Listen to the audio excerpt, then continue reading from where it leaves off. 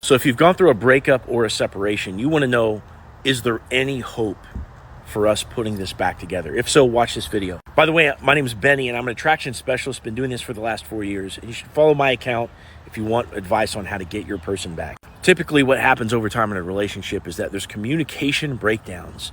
People trigger each other with their root fears. They don't know how to work through it and communicate through it. And so, you end up butting heads on similar issues, over time, or sometimes people lose their edge and there's a loss of attraction there over time in a relationship.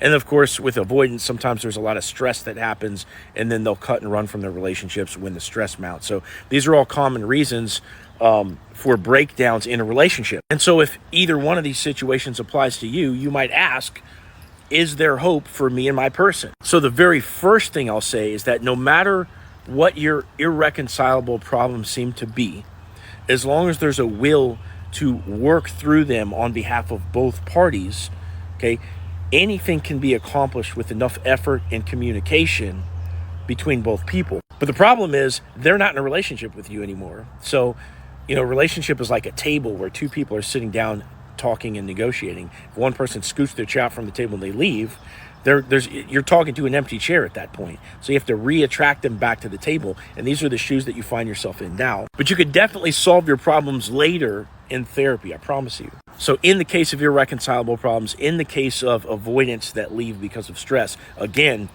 solve these problems in therapy. Now, if there's been a loss of attraction because there wasn't dates being planned, because you weren't spending quality time together, you weren't listening to each other, you stopped going to the gym, you stopped hanging out with your friends, you lost track of your hobbies and your purpose in life, all these things, right?